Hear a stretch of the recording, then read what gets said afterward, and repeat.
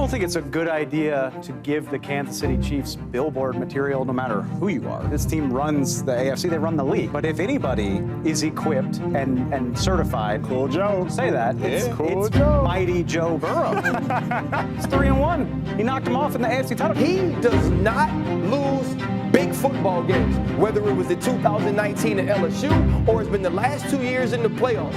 There is no quarterback that has shown up for his team in every single moment like Joe Burrow has. The first thing you said to me this morning about Joe Burrow. Joe Burrow is the best quarterback in football.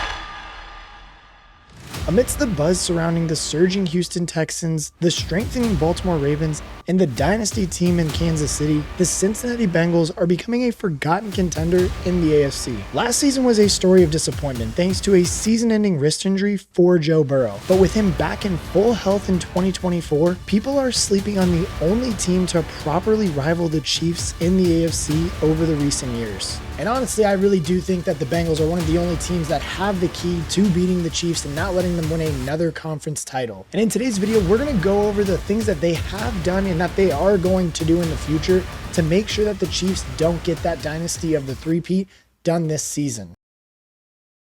And what better way to talk about the Bengals than with a giveaway, also this time sponsored by Pristine Auction. This is your one-stop shop for any and everything authentic sports memorabilia. I was lucky enough to win these two items on their daily and weekly auctions, which were this signed Jamar Chase jersey and a Jamar Chase mini helmet also signed by him, both authenticated, and I also snagged this sick Joe Burrow rookie card and another jersey that I will be giving away in another video. The items have already been shipped, and once I do receive them, I will unbox them and I will be giving away each of the signed jerseys inside of my Discord. So make sure you join that to be a part of this, but for now, Pristine is now offering you $10 off your first winning bid when you use code KRICH for $10 off at checkout. And look, I highly recommend that you guys go and check them out. They are the best place to go and get sports memorabilia. And if you do buy something, submit it in the Discord and I'll make sure to give you an extra entry into one of the giveaways. So like I said, make sure you join my Discord to be a part of this giveaway and don't forget to use code KRICH at checkout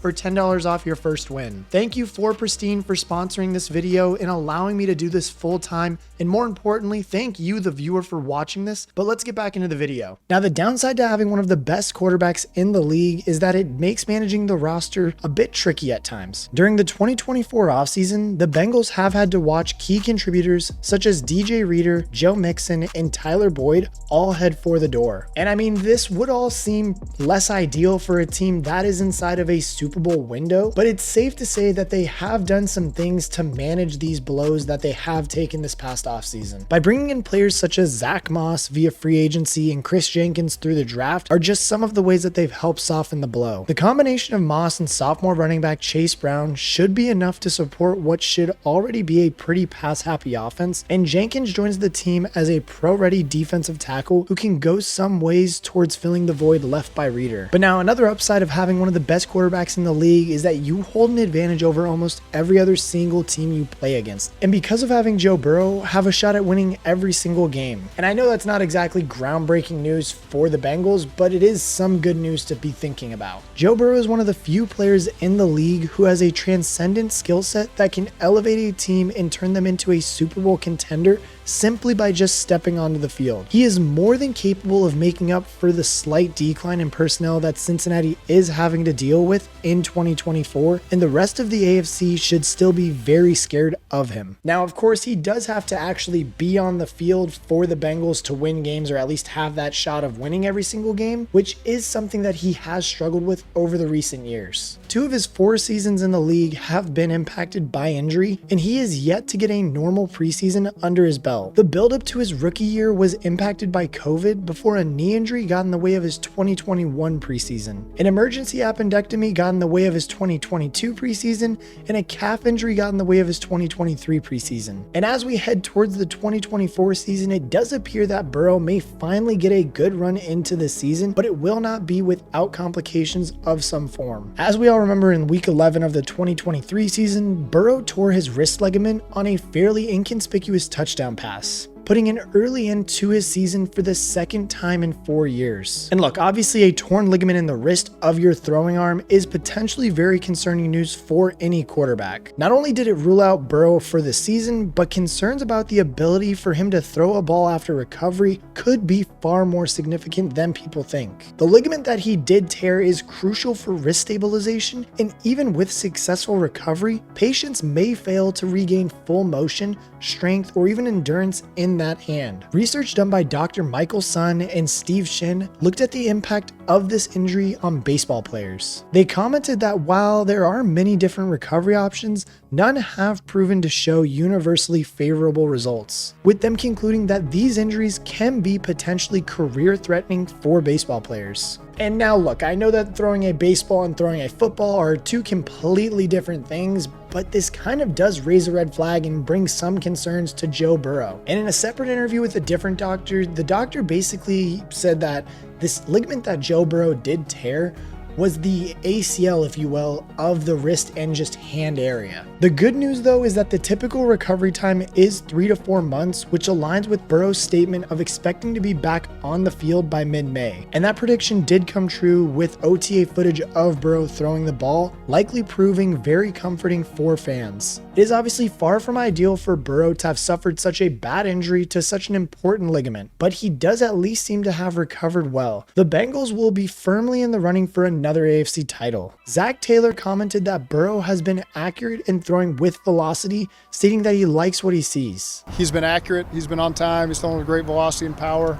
You'd have to ask him what he thinks of his performance exactly, but I like what I see right now. And setting all these injury concerns aside, just looking at the roster and the talent that they have on this team really does add for an exciting AFC, just the whole conference that we should see this year. Burrow's return to health by mid-May means that he might finally be able to enjoy a normal NFL preseason, which is a scary prospect for the rest of the league. When on the field, Burrow has been one of the most dangerous players in the NFL and an MVP candidate. And that is without any preparation during the preseason. And I mean, coming into this season, he looks like he should be just completely ready to go and just give the Bengals their best chance at making another deep postseason run. His presence during OTAs is fantastic news for rookies such as Jermaine Burton, Eric All, and Amarius Mims, who get an early opportunity to build up chemistry with the man who will hopefully be leading them to the Super Bowl. And yet again, like I've been saying, he should be able to, going forward, be able to knock off some of all this rust and just him not playing by being able to play in the preseason games. Like, I mean, in his 4-year career, Burrow has attempted just one preseason pass, which has pretty much led to him having some pretty poor starts in the first regular season game. In 2022, Burrow threw 4 interceptions in an overtime loss against Pittsburgh, and in 2023, he completed just 45% of his pass attempts and registered a quarterback rating of 34.3 in a 24-3 loss to Cleveland. Two players who were not in attendance at OTAs were the Bengals' star wide receiver duo of Jamar Chase and T. Higgins, who are currently sitting out as a result of contract disputes. T. Higgins has been handed the franchise tag, and Jamar Chase is eyeing up a monster deal to replace his rookie contract, which will now come to an end after the 2025 season, thanks to the team picking up his 5th-year option. Now, it does have to be frustrating on T. Higgins' part, just being that he has yet to sign his franchise tag. Chase has to be feeling pretty good, though, as he watches other wide receivers getting signed for more and more money. As one of the most dangerous players in the league, there is no doubt that Chase is going to get his bag from the Bengals, and the price is only going to go up from here. Both of these guys are going to want to stay with Cincinnati, just considering the talent that they have and the quarterback that they have too. But really the factor that it comes down to is if Cincinnati is going to be able to afford both of these guys. If no deal can be agreed upon with Higgins by July 15th, he will have to play under the franchise tag in what will likely be his last year with the team. And if that ends up being the case, there will be even more pressure to capitalize on this unique collection of excellence on offense. I mean, it's a true luxury to have 2 of the best wide receivers in the league paired with one of the top 5 best quarterbacks in the league. And this season, they're going to want to try to capitalize on that after coming so close in 2021. And that's the most exciting part, is that the wide receiver talent on this team doesn't just stop at Chase and Higgins either. In the 2024 NFL draft, the Bengals opted to use their 3rd round selection on Jermaine Burton, perhaps the most polarizing prospect in the entire 2024 draft class. Burton is a very good athlete who can already run proper NFL routes. He's an elite separator and has a track record of success as both an outside receiver and an inside receiver. It's an enticing skill set that matches up with an impressive enough film to suggest that he should have been taken in the first round. The problem was though is that he had a lot of off-field concerns that forced him to drop so far in the draft. He attended a grand total of 6 schools over the last 8 years, which sets the tone for some of the on-the-field controversies that have earned him his reputation. The most concerning of these was an incident in which Burton could be seen punching a female Tennessee fan after she joined the field invasion to celebrate the Volunteers' victory over Alabama.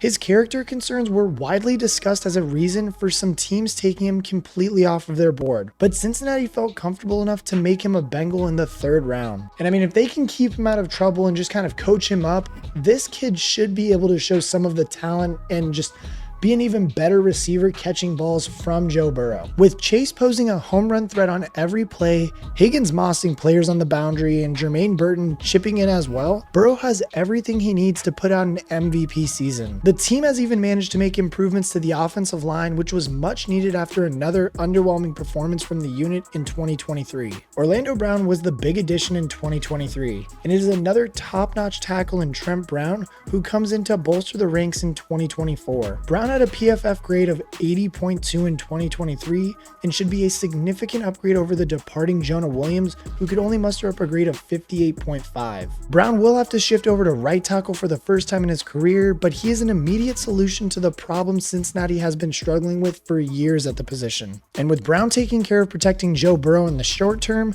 the Bengals also found themselves a long-term solution as well. With the 18th pick in the draft, they selected a behemoth offensive tackle, Amarius Mims, who has incredible upside but is a raw product with just 8 starts under his belt. I mean, it truly is a great landing spot for Mims, who can learn from 2 very talented tackles in Orlando Brown and Trent Brown, hopefully setting him up to be a stalwart of the Bengals offensive line for the next decade. And when you look at the additions that they've made on the offensive line, along with Burrow just becoming a healthier quarterback and hopefully staying healthy this season, Cincinnati should really like their chances against beating the Kansas City Chiefs. In an AFC picture where Patrick Mahomes rules supreme, very few teams have managed to keep up. Josh Allen and Lamar Jackson are collectively 0-3 against Mahomes in the playoffs, despite being on the 2 very best teams in the NFL over the last few years. The one player to have enjoyed any resemblance of consistent success against the quarterback is Joe Burrow. The pair are split 1-1 in the playoffs, with Burrow enjoying a 2-0 record over Mahomes in the regular season. I mean, in fact, Mahomes has only suffered 3 playoff losses, and 2 of those have been from Brady, the other one coming from Burrow, which in fact makes Burrow the only active player in the NFL right now that has beaten Mahomes in the playoffs. And given the struggles endured by Lamar Jackson and Josh Allen over the recent years, Joe Burrow might be our last hope in beating Mahomes in the playoffs again. The Bengals side did put up a good fight with Jake Browning in 2023, proving how high the upside is for this team. But now with Burrow back under center and benefiting from a clean preseason for the first time in his career, they are once again legit contenders for the AFC title and the Super Bowl. Teams like Houston, Baltimore, and the Jets are deservedly getting a lot of attention, but the team that poses the biggest threat to Kansas City is the Cincinnati Bengals. They are being slept on this offseason, and they are about to show everyone how dangerous they really can be. But I want to know what you guys think. Can the Bengals actually stop the Chiefs from repeating? And what do you guys think their record is going to be? Personally, for me, the AFC North is always just so crazy. I could see the Bengals winning it again, but also it could just be a complete crapshoot.